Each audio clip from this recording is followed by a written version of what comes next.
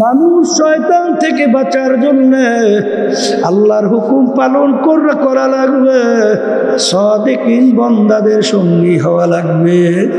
আমি আমার বাজানদেরকে বলবো, বাজান তোমার এলাকায় কিছু আল্লাহর বান্দাদেরকে দেখবা, বাজান ভালো আল্লাহওয়ালাদের সঙ্গে সম্পর্ক রাখে, তাদের সঙ্গে ওঠা বসা করে, তাদের কথা অনুযায়ী চলে, তাদের আমলের দিকে তাকাইয়া দেখো। আর যারা হক্কানি আলেম এবং হক্কানি নায়েবে রাসূল, আল্লাহর হাবিবের নায়েবে রাসূলদের সঙ্গে ওঠা বসা না করে, তাদের আমলের দিকে তাকাইয়া দেখো, দিন আর রাত্র পার্থক্য। জোরে বলো কথা ঠিক কিনা? দেখব যারা সাদিকিন বান্দাদের সঙ্গে চলে এবং তাদের কথা অনুযায়ী কোরআন এবং হাদিস অনুযায়ী চলে, তাদের চোখের ভিতরে পানি টলটল করতে থাকে। আর যারা সাদিকিন বান্দাদের সঙ্গে সম্পর্ক রাখে না, আর ওই বদমাইশগুলা মানুষকে পাথর দিয়ে মাইরা তারপর তার উপরে নাইসা আনন্দ ফুর্তি করতেও ভুল করে না। যারা বলো কথা ঠিক না বেঠি? رب العزة عما يصفون وسلام على المرسلين والحمد لله رب العالمين. وعليكم السلام ورحمة الله وبركاته. الحمد لله الحمد لله نحمده ونستعينه ونستغفره ونؤمن به ونتوكل عليه ونعوذ بالله من شرور أنفسنا من يهده الله فلا مضل له ومن يضلله فلا هادي له ونشهد أن لا إله إلا الله وحده لا شريك له ونشهد أن محمدا عبده ورسوله. اللهم صل على سيدنا ونبينا شفيعنا وحبيبنا ومولانا محمد صلى الله عليه وعلى آله وصحبه وبارك وسلم. اللهم صل على سيدنا ونبينا شفيعنا وحبيبنا ومولانا محمد صلى الله عليه وعلى آله وصحبه وبارك وسلم. اللهم صل على سيدنا ونبينا شفيعنا وحبيبنا ومولانا محمد صلى الله عليه وعلى آله وصحبه وبارك وسلم. أعوذ بالله من الشيطان الرجيم. بسم الله الرحمن الرحيم. كل نفس ذائقة الموت. صدق الله العلي العظيم. এই মাইক বেশি ঘোরাঘুরি করেন না, যেরকম সেরকম থাকুক। এই মোবাইলের লাইটটি বন্ধ করে দাও। শুকরিয়া আদায় করতেছি মহান রব্বুল আলামিনের দরবারে, বৃষ্টি বর্ষার মধ্যেও কষ্ট স্বীকার করে দিনী মাহফিলে আল্লাহ রাব্বুল আলামিন আমাদেরকে আসার বসার তৌফিক দান করছেন। শুকরিয়া তান বলি আলহামদুলিল্লাহ। কিয়ামতের ময়দানে আল্লাহ রাব্বুল আলামিন বান্দা বান্দিকে মাফ করার জন্য ওসিলা তালাশ করবে। যারা আজকে মাহফিলে আসছেন, নিয়ত যাদের সহি, এই ওসিলায় আল্লাহ রাব্বুল আলামিন মাফ করে জান্নাতের ঘোষণা দিতে পারে। আমার আব্বাজান বলতেন, দিনী মাহফিলে প্রথম থেকে শেষ পর্যন্ত থাইকা চলে গেলে আমল নামার মধ্যে কমপক্ষে হলেও 50 লক্ষ নেকি এরকম জমা হতেই পারে না। নিয়ত যাদের সহি, আল্লাহকে রাজি খুশির উদ্দেশ্যে যারা আসছি, রব্বুল আলামিন লক্ষ লক্ষ নেকি আমলনামায় দান করবে। একটা নেকি মূল্য সম্পর্কে অনেকে আমরা জানি। আল্লাহ রসুল সাল্লাল্লাহু আলাইহি ওয়াসাল্লাম উহুদ পাহাড়কে ইঙ্গিত করে বলছিলেন, পুরা পাহাড়টা যদি স্বর্ণের হয়ে যায়, এর যত মূল্য হবে তুলনা ছাড়া একটা নেকির মূল্য অনেক বেশি।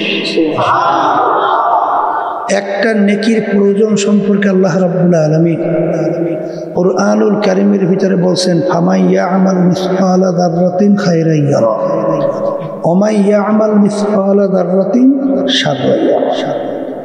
যাররা পরিমাণ তোমার যদি নেকি থাকে তার ফল তুমি ভোগ করতে পারবে, যাররা পরিমাণ গুনাহ থাকলেও তার ফল তোমার ভোগ করতে হবে। তাহলে একটা গুনার কারণে একটা নেকির অভাবে কুরআনুল কারীমের এই আয়াত অনুযায়ী জাহান্নামের শিকল হাতে পায়ে লাগতে পারে কি পারে না? তাহলে সারা কিয়ামতের ময়দানে ঘুরিয়া একটা নেকি সংগ্রহের কোন সুযোগ আছে? বলেন না, আছে? আছে। কলে হুজুর নাইকা, কিয়ামতের ময়দানটা এত কঠিন হবে। আল্লাহ রাব্বুল আলামিন কিয়ামতের ময়দানের অবস্থানটা বুঝাতে যাই আল্লাহ বলছেন, ইয়াউমা ইয়াফিরুল মারউ মিন আখিহি ওয়া উম্মিহি ওয়া আবিহি ওয়া সাহিবাতিহি ওয়া বানিহি লিকুল্লি ইমরিইম মিনহুম ইয়াউমা ইযিন শা'নুন ইউগনি। আল্লাহ রাব্বুল আলামিন বলছেন কিয়ামতের ময়দান এত কঠিন হবে, ভয়াবহতার কারণে মা পর্যন্ত সন্তানের পরিচয় না দিয়া সন্তান থেকে মা ভাইগা যাবে। কে বলছেন? কে বলছেন? তাহলে সারা কিয়ামতের ময়দানে ঘুরিয়া একটা নেকির সংগ্রহের কোন সুযোগ আছে? আছে? আছে। শোনেন না, নবীরা পর্যন্ত নিজেদের উম্মতদের কথা ভুলে যাবে। ওয়ায়াকুলু ইব্রাহিম খলিলুল্লাহি নাফসি, মুসা কালিমুল্লাহি নাফসি, ঈসা রূহুল্লাহি নাফসি। তাহলে সেই কঠিন মুহূর্তে কেউ কাউকে নেকি দিবে চিন্তা করা যায়? আসতে বলে যায়? যায়।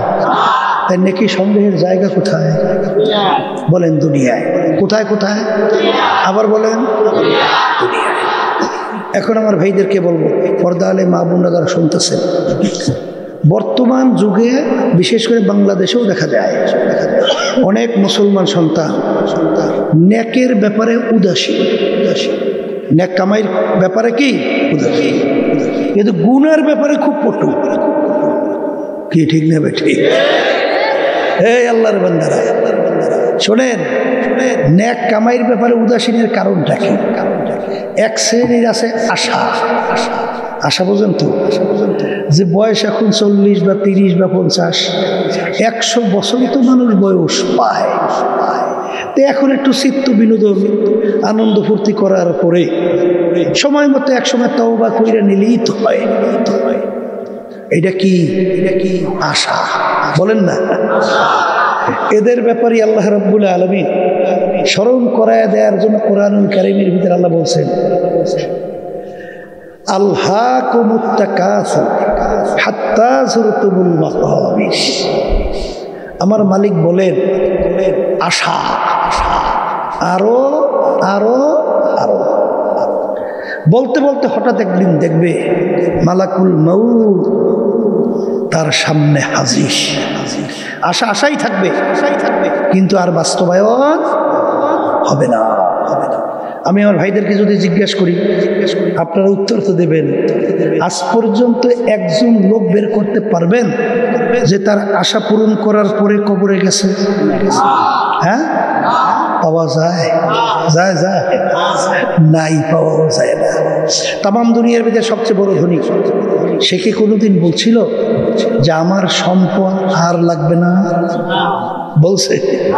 বাংলাদেশের ভিতরে সবচেয়ে বড় ধনী ছিল, তারও মাল কিন্তু অভাব ছিল, বিদেশে যেয়ে কিন্তু চুরি করছে। এটা কি জানেন?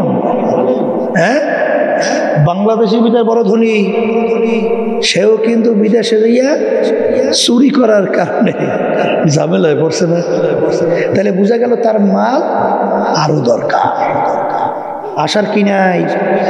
আবার বলেন, কোনোদিন হয় নাই, কোনোদিন হবে না। বলতে বলতে হঠাৎ একদিন দেখবে মালাকুল মউত হাজির হয়ে গেছে। এই জন্য আমার ভাইদেরকে বলবো, আমার পর্দালে মা বোনরা যারা শুনছেন, মনে করছেন আমরা হুজুরেরা কিছু বুঝি না। আরে বই যা শুনে টুপি রাখছি, বই যা শুনে লম্বা জামা গাই দিছি, বই যা শুনেই দাঁড়িয়ে রাখছি, বই যা শুনে আল্লাহর রহমতে হারাম হালাল তমিজ পার্থক্য করে চলার চেষ্টা করি, খাওয়ার চেষ্টা করি।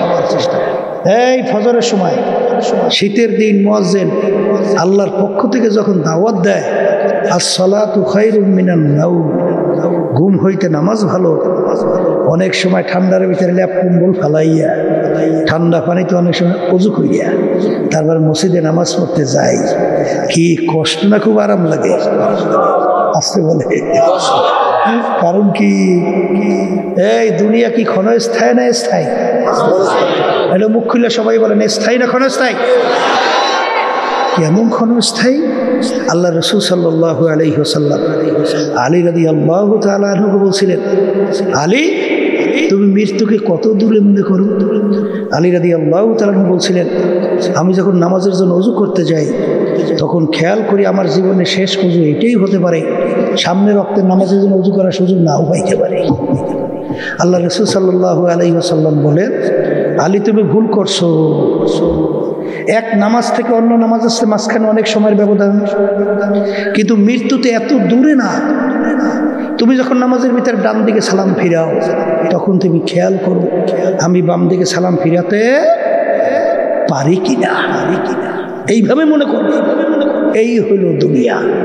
আর আখিরাতের জিন্দেগি আল্লাহ রাসূল সাল্লাল্লাহু আলাইহি ওয়াসাল্লাম একটা উদাহরণ দিয়ে বলছেন, তামাম দুনিয়া যদি একটা গোডাউন বানাও, পশ্চিম থেকে পূর্ব, উত্তর থেকে দক্ষিণ, জমিন থেকে আসমান, এই জমিনের আসমানের দূরত্ব কি পরিমাণ দূরত্ব, কত মাইল, কত কিলোমিটার, এইটা জানা আছে কার? আছে? আসমানের হিসাব করতে পারবে? তবে একটু ধারণা করা যায়।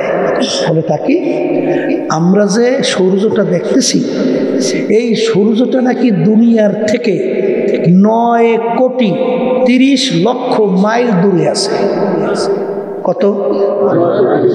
আচ্ছা, আর এই সূর্যের থেকে যে আমরা তারকাগুলো দেখি, ওই এক একটা তারকা নাকি ওই সূর্যের চেয়ে কোটি কোটি গুণ দূরে। এরপরে তারকা আছে, এরপরে তারকা আছে, প্রত্যেক তারকায় এক এক তারকা থাকে কোটি কোটি গুণ দূরে। বৈজ্ঞানিকরা আবিষ্কার করার পরে বলে যে এত দূরে তারকা আছে, যেই তারকা সৃষ্টি করার পর থেকে তার আলো জমিনের দিকে দৌড়েই আসতেছে, কিন্তু এখন পর্যন্ত নাকি তার আলো আসা জমিনে পৌঁছে নাই। আর আলোর গতি প্রতি সেকেন্ডে 1,86,000 মাইল বেগে দৌড়ায়। তাহলে সেই তারকা কত দূরে, কি হিসাব করে বাড়ি করা যায়? আসতে বলেন। বর্তমানে বাংলাদেশেও কিন্তু এক শ্রেণী আছে নাস্তিক, বস্তুবাদী। তারা বলতে চায় যা দেখি না দু নয়নে, বিশ্বাস করি না গুরুর বচনে। বলে কি বলে না? এই ওরা আবার অনেক সময় বলে যে হুজুরের আলোচনা করে যে আল্লাহ রাব্বুল আলামিন যাকে ছোট একটা বেহেশত দান করবে এই 10টা দুনিয়ার সমান। কয়জনকে? একজনকে দেবে। তার পরিমাণ কি? ছোট, পরিমাণ ছোট, তাও দেবে একজনকে, তা বলে পরিমাণ এই 10টা দুনিয়ার সমান। এখন ওরা বলে দেখছে হুজুরদের নাউজুবিল্লাহ অযৌক্তিক গাঁজাখুরি কথা, নাউজুবিল্লাহ করে বলে ছোট বেহেশত যদি আল্লাহ রাব্বুল আলামিন একজনকে দেয় 10 দুনিয়ার সমান, তাহলে একজন দুইজন লোক কি বেহেশতে যাবে না কোটি কোটি? তাহলে কোটি কোটি মানুষ যদি বেহেশত যায়, ছোট বেহেশত যদি হয় 10টা দুনিয়ার সমান, তাই বড় বেহেশত কত বড়? এত জায়গা মাওলায় পাই। কথা বুঝেন না? এই জন্য ওরা বলে অযৌক্তিক, যা দেখি না তা বিশ্বাস করি না। আল্লাহর রহমতে আপনাদের দোয়ায় বর্তমানে এই আধুনিক যুগে আল্লাহর রহমতে জায়গা পাওয়া গেছে, আমার মালিকের জায়গার অভাব না। সবাই বলি বলে তা কি বল? আমেরিকা ওই যে মহাকাশ নিয়ে রিসার্চ করে না, ওই রিসার্চ করা সংস্থার নাম হলো নাসা। বুঝছেন? এই নাসা মহাকাশ নিয়ে যখন রিসার্চ করছে, কিছুদিন আগে মহাকাশের মধ্যে একটা গর্তের সন্ধান পাইছে। কির সন্ধান? ওই গর্তের নাম রাখছে কৃষ্ণগহ্বর। কথা বুঝছেন? কৃষ্ণগহ্বর অন্ধকার গুহা। ওই গর্তের মুখটা কতটুকু, এইটা বিবরণ দিতে যাইয়া বৈজ্ঞানিকরা বলতেছে যে আমরা যে সূর্য দেখতেছি, এই সূর্যটা নাকি দুনিয়ার থেকে 13 লক্ষ গুণ বড়। সুবহানাল্লাহ, আলহামদুলিল্লাহ। কিছু বাইরে মুখ তালা মারিয়া রাখেন, তা সব তো ভিতরে এমনি ঢুকবে। সুবহানাল্লাহ, আলহামদুলিল্লাহ বলতে হয় না? হ্যাঁ, এই সূর্য দুনিয়া থেকে কয় লক্ষ গুণ বড়? 13 লক্ষ। এরকম বৈজ্ঞানিকদের কথা। এরকম 30,000 কোটি সূর্য। কত? এইরকম 30,000 কোটি সূর্য একত্রিত করলে এরপর এই গর্তের মুখের ভিতরে ঢুকেই দেওয়া যায়। এখন বলেন তো, নামাজ নাই, রোজা নাই, পর্দা নাই, সুন্নাত নাই, এই আল্লাহর হুকুম নবী তরিকা অনুযায়ী চলেন না, এই অনেক সময় দেখা যায় দাঁড়াইয়েও প্রস্তাব করতে ভুল করেন না, কি আছে না নাই? এখন হিসাব করে বলেন তো, এরকম 30,000 কোটি সূর্য একত্রিত কইরা ওই গর্তের মুখটা এতটুকু যে একসঙ্গে ঢুকেই দেওয়া যায়। এখন হিসাব করে বের করে বলেন তো, গর্তের মুখ কত বড়?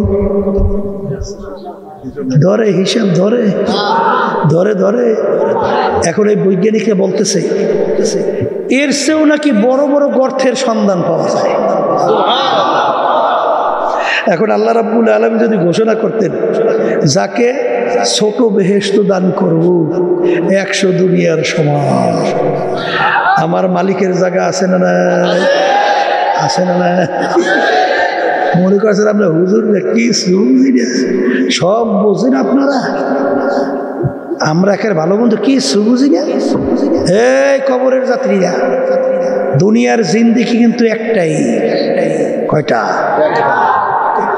এই দুনিয়ার যে কোনো কাজে 5 বার যদি কেউ ঠকে, আবার সেই কাজের ভিতরে চেষ্টা করে জিতবার আশা আছে না? এই ম্যাজিস্ট্রেট কোর্টে কেস করে ঠকছেন, জজ করে আপিলের সুযোগ নাই, জজ করে ঠকছেন, হাইকোর্টে ঠকছেন, সুপ্রিম কোর্ট সিঙ্গেল বেঞ্চ ঠকছেন, সেখানে সুপ্রিম কোর্ট ফুল বেঞ্চ সেখানে ঠকছেন, প্রেসিডেন্ট কোর্ট সেখানে ঠকছেন, আন্তর্জাতিক কোর্ট, রিভিউ, আরো অনেক জিনিস আছে না ভাই? কিন্তু এ কবরের যাত্রীরা একবার যদি খোদা না খাস্তা কেউ কবরে যাইয়া ঠইকে বসে, দ্বিতীয়বার জিতবার আশা আছে? আর একটু মুখ খুললে বলে নাই। তাহলে এই জেতার তদবিরের জায়গা কোথায়? আবার বলেন কোথায়? দুনিয়া। মনে করছেন আমরা হুজুররা কিছু বুঝি না? এই আপনারা যারা আছেন, যারা না বুঝুন, আপনারা শুধু না, তামাম দুনিয়ার সমস্ত মানুষ, সমস্ত সব একত্রিত পারলে কুরআনুল কারীমের ভিতরে একটা ভুল বের করে দেখা। যদি বের করে দেখাতে পারো, তাহলে আমরাও নামাজ, রোজা, অন্য যে আমল করি এর সব সাইনে দেব। কিন্তু ভালো করে চিন্তা ভাবনা করে দেখছি কুরআনুল কারীম কি। আবার মুখ খুলে বলে, এটা শুধু আমরা বলি না, বর্তমানে বৈজ্ঞানিকরা আবিষ্কার করার পরে বলতেছে কুরআনুল কারীম সত্য। আল্লাহ রাসূল সাল্লাল্লাহু আলাইহি ওয়াসাল্লাম জন্মগ্রহণ করেছেন কোথায়? মক্কা শরীফ না? আল্লাহ নবী যেখানে জন্মগ্রহণ করছেন আশেপাশে পানি আছে, খাল আছে, খাল চেনেন তো? নদী আছে, সাগর আছে? আল্লাহ রাসূল সাল্লাল্লাহু আলাইহি ওয়াসাল্লাম কোনোদিন সমুদ্র দেখছে? হ্যাঁ, তাহলে কোরআনুল কারীমের ভিতরে সমুদ্র সম্পর্কে আলোচনা আসে নাই? আসছে। আল্লাহ কি বলছে? মারাজাল বাহরাইনি ইয়ালতাকিয়ান বাইনাহুমা বারযাখুল লা ইয়াবগিয়ান আবি আইয়ি আলাই রাব্বিকুমা তুকাযযিবান। সবাই বলি সুবহানাল্লাহ। এখানে সমুদ্র সম্পর্কে আল্লাহ রাব্বুল আলামিন আলোচনা করছেন কোরআনুল কারীমের ভিতরে। আল্লাহ রাসূল সাল্লাল্লাহু আলাইহি ওয়াসাল্লাম কোনোদিন সমুদ্র দেখেও নাই। কিন্তু বৈজ্ঞানিকরা যখন সমুদ্র নিয়ে আলোচনা করে, রিসার্চ করে, দেখে কোরআনুল কারীমের ভিতরে এই সমুদ্র সম্পর্কে যা যা বলছেন 100% সব মিলে গেছে। সূর্য সম্পর্কে কোরআনুল কারীমের ভিতরে আলোচনা আসছে না? না আসে নাই? আল্লাহ রাব্বুল আলামিন কি বলছেন? ওয়াশ-শামসু তাজরি লিমুস্তাকাররিল লাহা। সূর্য তার আপন কক্ষপথে চলমান। বৈজ্ঞানিকরা আবিষ্কার করার পরে দেখে সূর্য তার কক্ষপথে আসলেই চলতেছে। সবাই জোরে বলে সুবহানাল্লাহ। কিছুদিন আগে আমেরিকার এক পণ্ডিত মহিলা কোরআনুল কারীম নিয়ে রিসার্চ করছে সূরা নামাজ। সেখানে দেখে মৌমাছি সম্পর্কে আল্লাহ রাব্বুল আলামিন যা যা বলছে 100% সব মিলে গেছে। কিছুদিন আগে তিনি কালিমা পড়ে মুসলমান হয়ে গেছে। এখন বৈজ্ঞানিক দার্শনিক পণ্ডিত যারাই কোরআনুল কারীম নিয়ে রিসার্চ করে তারাই কালিমা পড়ে কি হয়? কিন্তু দুঃখ, এক শ্রেণী মুসলমানের ঘরে জন্মগ্রহণ করিয়া আমার ভাইরা, পর্দালে মা বোনেরা, আজকে তাদের ইসলামের নিয়ম নীতি আদর্শ, ইসলামের কালচার, ইসলামের সংস্কৃতি তাদের কাছে ভালো লাগে না। তাদের কাছে ভালো লাগে বিজাতিদের কালচার। এই জন্য এক কবি মুসলমানদেরকে সতর্ক করে দেওয়ার জন্য বলছিলেন, হে মুসলমান, না আমেরিকা লা লন্ডন সে উলফত, না আমেরিকা লা লন্ডন সে উলফত, হামি মস্তে মদিনা কর খুদায়া। হে মুসলমান, তোমার রাস্তা আমেরিকা, লন্ডন, ফ্রান্সের রাস্তা না, তোমার রাস্তা হলো মদিনার রাস্তা। কি কথা ঠিক না বে ঠিক? হে আল্লাহর বান্দারা, কোরআনুল কারীম এখন আমাদের মাঝে আছে না নাই? কোরআন শরীফের চ্যালেঞ্জের আয়াত আছে আছে আছে আছে। এই আল্লাহর হাবিব ছিলেন উম্মি। আল্লাহ রাসূল সাল্লাল্লাহু আলাইহি ওয়াসাল্লাম নিজের দস্তখত করতে জানতেন না, সাইন করতে জানতেন না। প্রমাণ কিভাবে রাখতো? আল্লাহর হাবিবের আঙ্গুল মোবারকের ভিতরে আংটি মোবারক ছিল, ওই আংটি মোবারক দিয়া সিল মারত। বছর 1.5-2 আগে এক ডক্টর চরমনাইতে আসছিল বেড়াইতে। তখন আমার জন্যে আল্লাহ রাসূল সাল্লাল্লাহু আলাইহি ওয়াসাল্লামের পক্ষ থেকে যে চিঠি লেখছিল, সেই চিঠির উপরে যে সিল মারছিল আংটি দিয়া, সেই আংটির সিল সহ ওই চিঠিটা কাজ দিয়া বান্ধাই আমার জন্য হাদিয়া হিসেবে নিয়ে আসছে। তখন আমি তাকেই দেখলাম আল্লাহ রাসূলের সিল আংটির কেমন ছিল।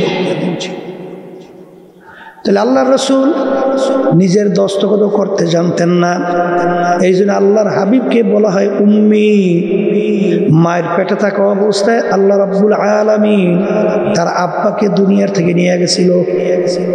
দুনিয়াতে আসার পরে বছর 6 বয়স আল্লাহ রাব্বুল আলামিন তার আম্মাকেও নিয়ে গেল। বাপ হারা মাহারা, দুনিয়ার দিক থেকে একেবারে উম্মি, বকালাম উম্মি। কথা ঠিক না ঠিক?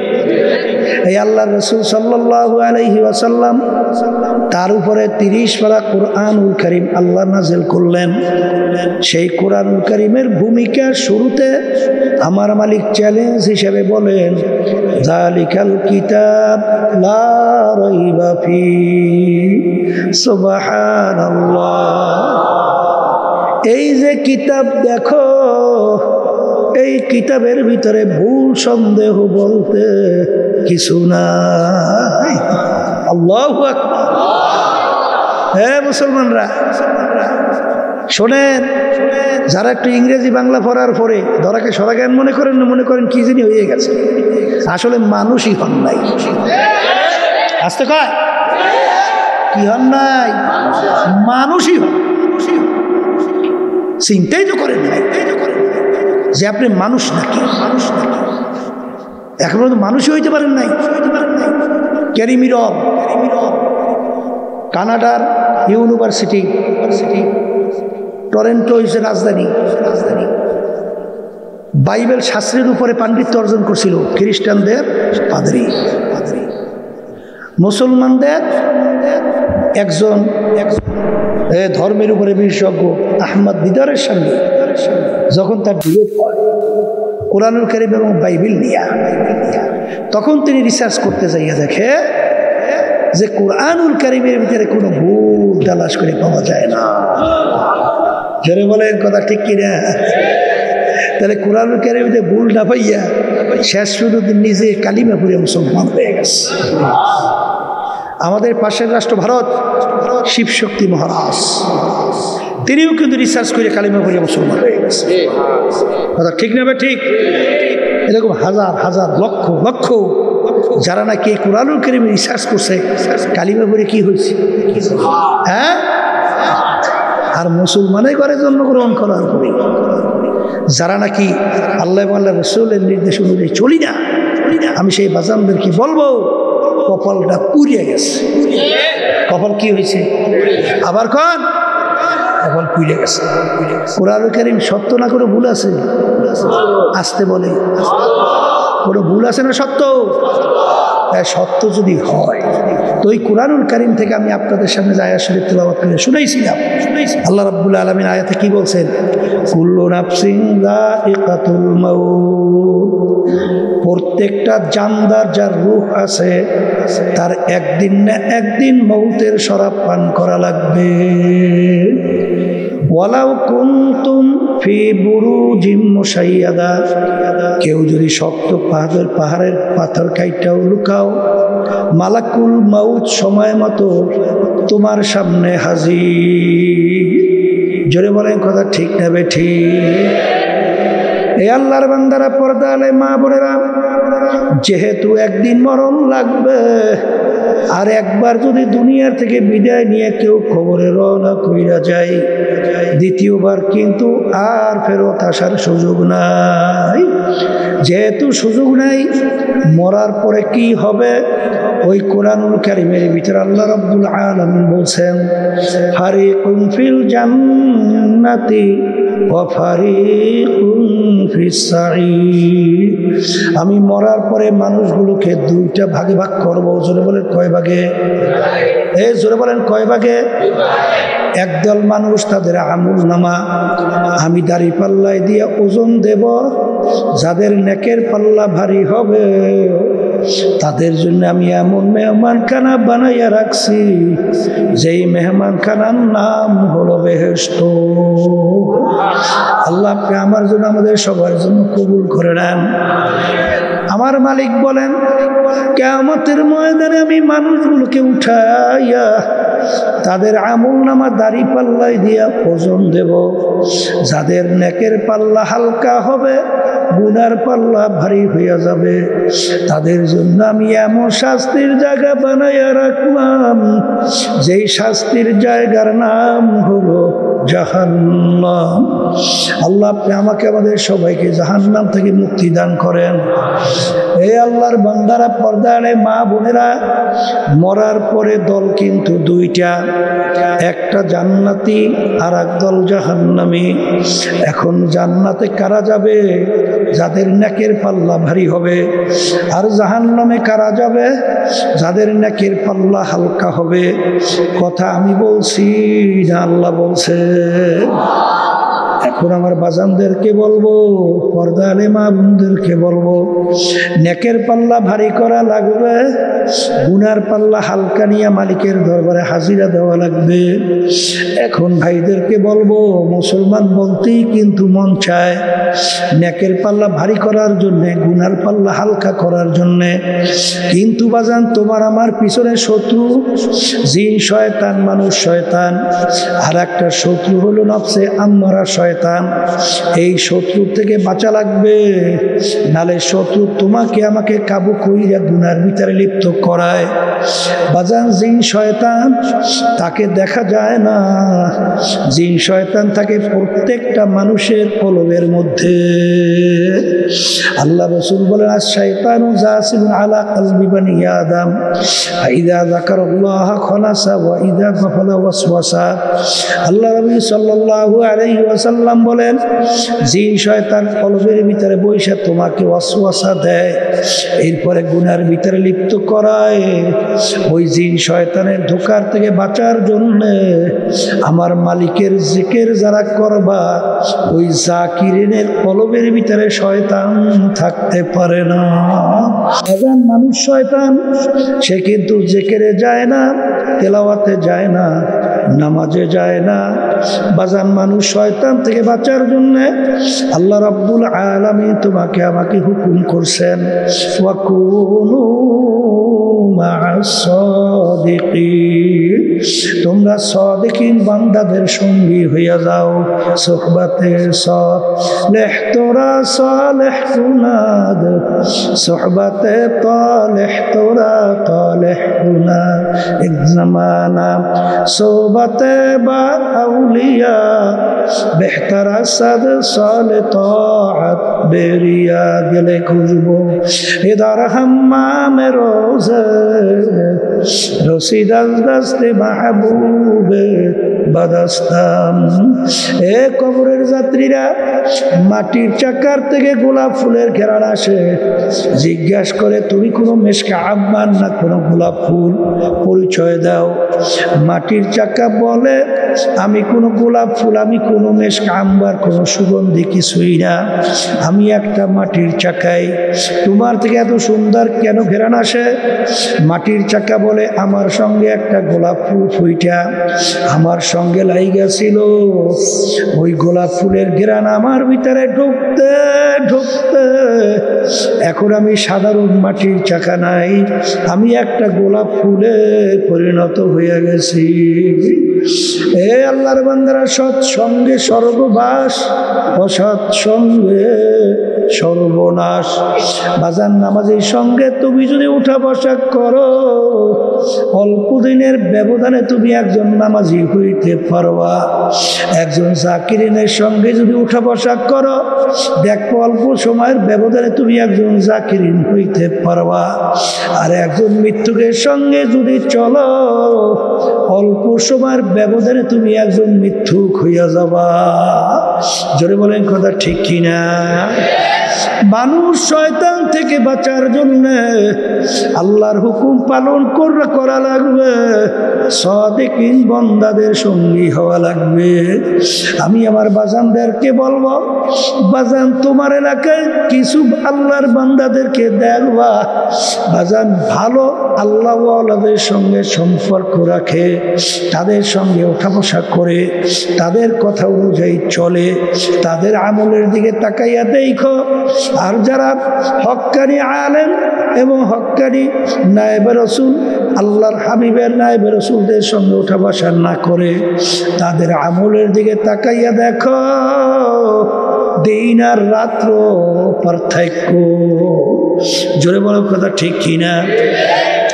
দেখব যারা সাদিকিন বান্দাদের সঙ্গে চলে এবং তাদের কথা অনুযায়ী, কোরআন এবং হাদিস অনুযায়ী চলে, তাদের চোখের ভিতরে পানি টলটল করতে থাকে। আর যারা সাদিকিন বান্দাদের সঙ্গে সম্পর্ক রাখে না, আর ওই বদমাইশগুলা মানুষকে পাথর দিয়ে মাইরা তারপর তার উপরে নাইসা আনন্দ ফুর্তি করতেও ভুল করে না। যারা বলো কথা ঠিক না বেঠিক? বাজান দৌড়াই তো মানুষ যে দেখবা হারে গুনার কথা যখন মনে পড়ে দুই হাত মালিকের দরবারে উঠাইয়া দুই চোখ দিয়া পানি চাইয়া মালিকের দরবারে আফসোস করে আর কান্দে আর বলে আমার দয়ার মালিক দয়া মায়া করে আপনি আমাকে মাফ কইরা দেন। আর যারা নাকি সাদিকিন বান্দাদের সঙ্গে চলে না ওই বদমাইশের দলেরাও ওদের কিন্তু চক্ষু দুইটা। আর যে নাকি আল্লাহর কাছে কান্দে আরে মানুষকে জুলুম করা তো দূরের কথা, আরে অনেক সময় রাগের ভিতরে কথা হইল এরপরে দইয়া মাপ চায় ভাই আমাকে মাফ কইরা দেন, কথা ঠিক না ঠিক? আর ওই ওরও কিন্তু চক্ষু দুইটা। আর সাদিকিন বান্দাদের সঙ্গে যারা চলে তাদের কিন্তু চক্ষু দুইটা। হাতের দিক থেকেও পার্থক্য নাই, পায়ের দিক থেকেও কোনো পার্থক্য নাই। ওমর ফারুক রাদিয়াল্লাহু তাআলা আনহু প্রথম অবস্থায় কাফেরদের অন্তর্ভুক্ত ছিল। সেখানে আলোচনা হইল আল্লাহর হাবিবের মাথা মোবারককে কাটবে, নাউজুবিল্লাহ 100 ডলার পুরস্কার দেওয়া হবে। ওমর রাদিয়াল্লাহু তাআলা খাপ থেকে তরবারি বের কইরা এরপর কিন্তু রাজি হয়ে গেছিল। যখন আল্লাহর হাবিবের সুহবাতে গেল ওই তরবারি নিয়াই এখন অল্প সময়ের ব্যবধানে স্বর্ণের মানুষ হইয়া গেল। জোরে বলেন কথা ঠিক না ঠিক? আল্লাহর বান্দারা পর্দা আলে মা বোনেরা ভালো করে মনকে বুঝাও, তারপর মাওলার কবরে রওনা করো। মাওলানা জালালউদ্দিন রুমি রহমাতুল্লাহি আলাইহি বাজান ইতিহাস পড়লে দেখবেন তাম দুনিয়ার ভিতরে ওই সময়কালীন সবচেয়ে বড় জানুন্না পণ্ডিত আলেম ছিল বাজান জালালউদ্দিন রুমি রহমাতুল্লাহ আলাইহি। তার পীর সাহেব হুজুর বলতেছেন জালালউদ্দিন রুমি ওই রোমদাসের পাত্রটাকে তুমি একটু গরম করতে পারবা কিনা? হুজুর দোয়া করলে পারবো। যাও বাবা দোয়া কইরা দিলাম। তিনি রোমদাসে চইলা গেল, যাইয়া জিজ্ঞাসা করে ভাই আমি মাওলানা জালালউদ্দিন রুমি, তার সঙ্গে দেখা করতে চাই, কোথায় পাবো? ভাই আপনি এখানে অপেক্ষা করেন, দেখবেন একটা লোক ঘোড়ার পিঠে সওয়ার, আশেপাশে সাগরেতের কোনো অভাব নাই। যে ঘোড়ার পিঠে সওয়ার থাকবে সে হইল মাওলানা জালালউদ্দিন রুমি। কিছুক্ষণ পরে হঠাৎ দেখে খুব জাউক শৌক সহকারে জালালউদ্দিন রুমি রহমাতুল্লাহি আলাইহি আসতেছেন। তিনি ঘোড়ার পিঠের উপরে সওয়ার, আশেপাশের লোক সাগরেতের কোনো অভাব নাই। যখন শামসুত তিবরিজি রহমাতুল্লাহ আলাইহি তার সামনে যখন আইসা পড়ল, শামসুত তিবরিজি রহমাতুল্লাহ আলাইহি তার ঘোড়ার লাগাম থাবা দিয়া ধরছে। তখন জালালউদ্দিন রুমি বলতেছেন ভাই আপনি আমার ঘোড়ার লাগাম কেন ধরলেন, ছাড়েন। তখন তিনি বলেন ভাই আপনি কি মাওলানা জালালউদ্দিন রুমি? বলে হ্যাঁ আমি তো মাওলানা জালালউদ্দিন রুমি। তখন শামসুত তিবরিজি রহমাতুল্লাহ আলাইহি বলেন ভাই বলেন ইলম কাকে বলে? এত বড় বিশ্ববিখ্যাত আলেম, তাকে বলে ইলমের পরিচয়। তিনি তো বিভিন্ন দিক থেকে ইলমের পরিচয় দিল। তখন শামসুত তিবরিজি রহমাতুল্লাহ আলাইহি বলেন ভাই জালালউদ্দিন রুমি ইলমের পরিচয় হয় না। তিনি আশ্চর্য হয়ে গেলেন, কি বলতেছেন? বলে ভাই ইলমের পরিচয় কাকে বলে আপনি একটু দেন। তখন জালালউদ্দিন রুমি রহমাতুল্লাহ আলাইহিকে শামসুত তিবরিজি রহমাতুল্লাহি আলাইহি তিনি বলেন ইলম বলা হয় ওই জ্ঞানকে যেই জ্ঞান অর্জন করার মাধ্যমে নিজেকে নিজের থেকে পৃথক করা যায়, এর নাম হলো ইলম। মাওলানা জালালউদ্দিন রুমি রহমাতুল্লাহ আলাইহি ঘোড়ার পিঠ থেকে লাফ দিয়া নাইমা তাকে জড়াইয়া ধরলো, ভাই আমাকে ইলম শিক্ষা দেন। এমন ইলম তাকে শিক্ষা দিল, এক পর্যায়ে মাওলানা জালালউদ্দিন রুমি রহমাতুল্লাহি আলাইহি বলেন খুদ বা খুদ মাওলানা রুমি না সৎ, গোলামে শামসুত্তিবরিজি নাশো। আমি রুমি ততক্ষণ পর্যন্ত রুমি হতে পারি নাই যতক্ষণ পর্যন্ত শামসুত্তিবরিজির শাগরেদ হইতে পারি নাই। এইটা কিসের বদৌলতে বলেন? সোহবাত। জোরে বলেন। সংস্পর্শের কারণে। এই জন্য আমার বাজানদেরকে বলবো, পর্দালে মা বোনদেরকে বলবো, মানুষ শয়তান থেকে বাঁচার জন্যে বাজান সাদিকিন বান্দাদের সঙ্গী হওয়া লাগবে। কার সঙ্গী হওয়া লাগবে? আল্লাহ আপনি আমাকে আমাদের সবার জন্য কবুল করেন। বাজান আর একটা শত্রু বলছি, নফসে আম্মারা শয়তান। নফসে আম্মারা কাকে বলে? নফস তিন প্রকার। একটা হলো নফসে আম্মারা, আর একটা হলো নফসে লাওয়ামা, আর একটা নফসের নাম হলো নফসে মুতমাইন্না। বেহেশতে যাউন না আমার বাজানরা, পর্দালে মা বোনরা যারা আশা করতেছেন, আমার মালিক কিন্তু বেহেশতে যাওয়ার জন্য শর্ত লাগাইয়া রাখছেন। ইয়া আইয়াতুহান নাফসুল মুতমাইন্না ইরজিই ইলা রাব্বিকি রাদিয়াতাম মারদিয়া ফাদখুলি ফি ইবাদি ওয়াদখুলি জান্নাতি।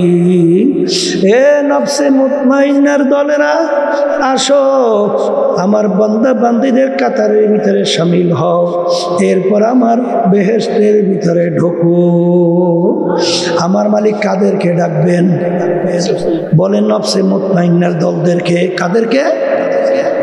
এখন বাজান নফসে মুতমাইন্না কাকে বলে? নফসে আম্মারা বলা হয় সব সময় গুনাহ করতে ভালো লাগে, গুনার দিকে ঝোঁক। এই নফসটা কোন নফস? বাজান জিকির আজকারের মাধ্যমে, মুরাকাবার মাধ্যমে, মৌতের মুরাকাবা, কুরআনুল কারীম তেলাওয়াত, বাজান ইবাদতের মাধ্যমে ওই নফস পরিবর্তন হইতে এক পর্যায়ে নফসে লাওয়ামায় পরিণত হইয়া যায়। নফসে লাওয়ামা কাকে বলে? গুনাহ করার সময় চুপ থাকে, গুনাহ হওয়ার পরে ভিতরে আফসোস তৈরি হয়, এই গুনাহটা কেন করলাম, কেন করলাম, এরকম আফসোস হয় না? এই নফসের নাম নফস কোন নফস? বলেন নফসে লাওয়ামা। বাজান এবার মুজাহাদা মুরাকাবার মাধ্যমে এই লাওয়ামা পরিবর্তন হইয়া এক পর্যায়ে নফসটা নফসে মুতমাইন্নায় পরিণত হইয়া যায়। নফসে মুতমাইন্না বলা হয় গুনার কাজ ছাড়তে পারে, নেকের কাজ করতে পারে। গুনাহ ছাড়তে পারে, নেক করতে পারে। এই নফসের নাম কি? আবার কোন? এখন এই কবরের যাত্রীরা মরার আগে নিজেকে নিজে পরীক্ষা কইরা দেখো, তোমার নফসটা কোন নফস?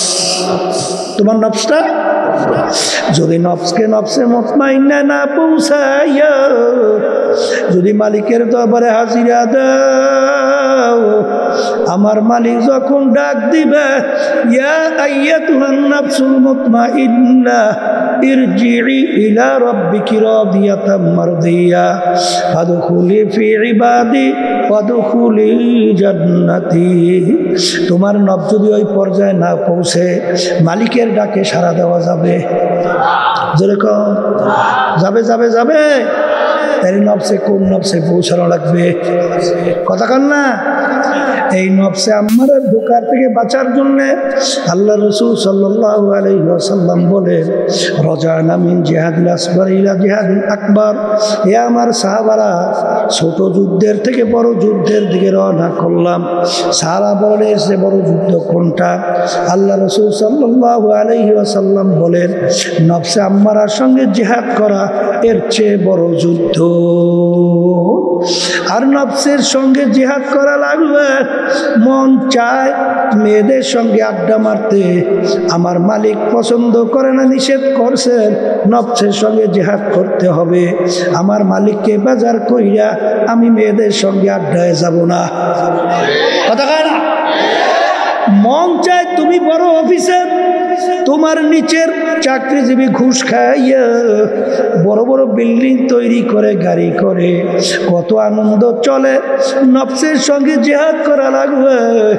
আল্লাহ রাসূল সাল্লাল্লাহু আলাইহি ওয়াসাল্লাম বলছেন, যেই হারাম মালের দ্বারা রক্ত এবং গোশত তৈরি হবে তার জায়গা জাহান্নাম ছাড়া হবে না। আমার হুঁশ থাকতে, জীবন থাকতে আমি হারাম ঘুষের কাছেও যাব না। কি করা লাগবে? আস্তে কর। কি করা লাগবে? আবার বলেন। হ্যাঁ, এই জিহাদ করা লাগবে। এই জন্যই দেখবেন বাজান আল্লাহু আকবার কারিমা বেবাকশা এবার হালেমা কে হাসতা মাসিরে কামন্দে হাওয়া। আল্লামা শেখ সাদী রহমাতুল্লাহি আলাইহি বলেন, এ আমার দয়ার মালিক, দয়া মায়া করে তুমি আমার দিকে রহমতের নজরে তাকাও। আর নফসে আম্মারার জিনজির, নফসে আম্মারার রশি, নফসে আম্মারার শিকলের ভিতরে আবদ্ধ হয়ে গেছি। তুমি যদি রহমতের নজরে তাকাও না তাকাও, আমি নফসে আম্মারার জিনজির থেকে মনে হয় মুক্তি পাবো না। এই জন্য আমার বাজানদেরকে বলবো জিহাদ করা লাগবে। আর বাজান জিহাদ করতে না পারলে শয়তান এবং নফসে আম্মারা তোমাকে ধ্বংস করে ফেলবে। এই জন্য আমার বাজানদেরকে বলবো, বাজান মরার পরে রাস্তা কিন্তু দুইটা, একটা বেহেশত আর একটা জাহান্নাম। নেকের পাল্লা ভারী করা লাগবে, গুনার পাল্লা হালকা নিয়ে মালিকের দরবারে হাজিরা দেওয়া লাগবে। আর এই তিন শত্রু থেকে বাঁচা লাগবে। এই তিন শত্রুর থেকে বাঁচার জন্য বাজান আমাদের এই তরিকা, চরমনায় তরিকা, নাম হলো সিস্তিয়া সাবিরিয়া তরিকা। এই তরিকার 5টা ঔষধ আল্লাহর কুতুবেরা তোমার আমার জন্য রাইখা গেছে। আমার দাদাজানের কথা শুনছিলাম, দাদাজান চ্যালেঞ্জ দিয়া বলছিল, বাজান কোনো দলাদলি বুঝি না, তোমার কবরে তুমি যাবা, আমার কবরে আমি যাব, তোমার কবরের প্রশ্নের উত্তর তুমি দেবা, আমার কবরের প্রশ্নের উত্তর আমি দেব। শয়তান এবং নফস আম্মারার ধোঁকার থেকে বাঁচার জন্য যদি তোমরাই 5 ঔষধ নিয়ম অনুযায়ী কিছুদিন পালন করতে পারো, আমার দাদাজান বলতেন, যদি তোমাদের পরিবর্তন না আসে আমাদেরকে গালি দিও। কিন্তু আজ পর্যন্ত কোন আল্লাহর বান্দা বান্দিরা আল্লাহর কুতুবদেরকে গালি দিতে পারে নাই। যেরকম পারছে, বরঞ্চ কোনদিন চোখে পানি আসতো না। আর এখন যখন 2 হাত মালিকের দরবারে উঠায়, যখন তার পিছনের গুনার কথা মনে পড়ে, যখন জাহান্নামের কথা মনে পড়ে, তখন 2 চোখ দিয়া বাইয়া বাইয়া টপ টপ কইরা পানি পড়তে থাকে। আর মালিকের দরবারে করুণ সুরে ডাক দেয়, এ আমার দয়ার মালিক, তুমি একটু তোমার রহমতের নজরে আমার দিকে তাকাও। বান্দা বান্দী যখন দিলটাকে ভাইঙ্গা, আনা ইনদা মুনকাসিরাতিল কুলুব, আমার মালিক বলে আমি ভাঙ্গা দিলের কাছে থাকি। যখন দিলটাকে ভাইঙ্গা নিজেকে নিজে অপরাধী মনে কইরা যখন মালিককে করুণ সুরে ডাক দেয়, আমার মালিক ডাকের সারা দিবেন। শুধু তাই না, এমনকি তোমার আমার গুনাহকে আমার মালিক নেকের দ্বারা পরিবর্তন কইরা দিবে। এই জন্য আমার ভাইদেরকে বলবো, পর্দা আলে মা বোনদেরকে বলবো, মরণ তো লাগবেই, কিন্তু বাজান রে, আল্লাহর হাবিব বলেন মরার পরে কোন আল্লাহর বান্দা বান্দির কবর একটা বেহেশতের বাগান হবে। আল্লাহ আপনি আমার জন্য, আমাদের সবার জন্য কবুল করেন। আল্লাহর হাবিব বলেন কোন নাফরমানের কবরের মধ্যে জাহান্নামের আগুন এসে বইরা যাবে। মালিক আমাকে আমাদের সবাইকে মাফ কইরা দিয়ে। আল্লাহর হাবিব বলে কোন নাফরমানের কবরের মধ্যে তিসআতুন ওয়া তিসঈনা তিন্নিনান লাউ নফিকা ফিল আরদি মা আনবাতাত খাদরা। কোন নাফরমানের কবরের মধ্যে 1টা 2টা না 99টা বিষাক্ত সাপ জমা হয়ে যাবে। নাফরমানকে পেঁচাইয়া পেঁচাইয়া কিয়ামত পর্যন্ত ঠোকরাইতে থাকবে। ওই সাপে এমন বিষ হবে, যদি দুনিয়ার ভিতরে মুখ কইরা ফুঁক দিত কোন গাছপালা মাথা জাগাতে পারতো না। এই জন্য আমার বাজানদেরকে বলবো, পর্দা আলে মা বোনদেরকে বলবো, আমার মালিক যখন মাহফিলে নিয়ে আসছেন, আমার মালিক বড় দয়ার মালিক, আমার মালিক বড় মায়ার মালিক। যদি মাপ চাওয়ার মতো চাওয়া যায়, যদি মালিকের দরবারে তুমি ডাক দেওয়ার মতো ডাক দিতে পারো, আমার মালিক শুধু মাফ করবেন তাই না, তোমাকে আমাকে আমার মালিক জাহান্নামেও ফালাবে না, শয়তানের হাতে সুপুর্দ করবে না। দোয়াইয়া পোষাইয়া তার কুদরতি কোলের মধ্যে জাগা না দিয়া পারবে না। আল্লাহুম্মা আমিন। এক ঘরের মেয়ে লোকের হাত উঠাও, গুনার কথা মনে করো, দু চোখের পানি ফেলাও, আমার মালিকের দরবারে মাপ চাও, আর মালিকের দরবারে কান্দো। যদি কান্না না আসে, মনকে বুঝাও, করে মন একদিন এই ঘরের দরজা দিয়ে নতুন বউ হইয়া উঠছিল রে মন। কত মেয়ে লোকে শরবত খাওয়াইল, কত মেয়ে লোকে বাতাস করল, আবার এমন একটা দিন আসবে এই ঘরের দরজা দিয়া মরা লাশ হইয়া বের হবা। ছেলে কান্দে মা মা করে, মেয়ে কান্দে মা মা করে, আরে জবাব তো আর দিবা না। আল্লাহ থেকে মাঠের দিকে চাইয়া দেখে আপনার বান্দারা কিভাবে কান্দে। মালিক আমাদের ছেলেও মরে নাই, মেয়েও মরে নাই, গুনাহ করে বসছি রে, মাফ করে দেন মাওলা, মাফ করে দেন। আল্লাহ যাদের উসিলায় মাহফিল হইল, যারা মাহফিলের জন্য চেষ্টা কাটলেন, সাহায্য করলো, আমরা যারা মাহফিলে উপস্থিত হয়ে গেলাম, আমাদের সবাই উপরে খাস মেহেরবানি নাযিল করেন আল্লাহ।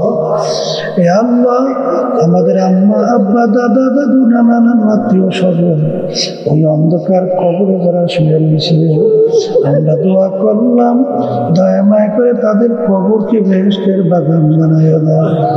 সুবহান রাব্বিকা রাব্বিল ইজ্জাতি আম্মা ইয়াসিফুন ওয়া সালামুন আলাল মুরসালিন ওয়ালহামদুলিল্লাহি রাব্বিল আলামিন।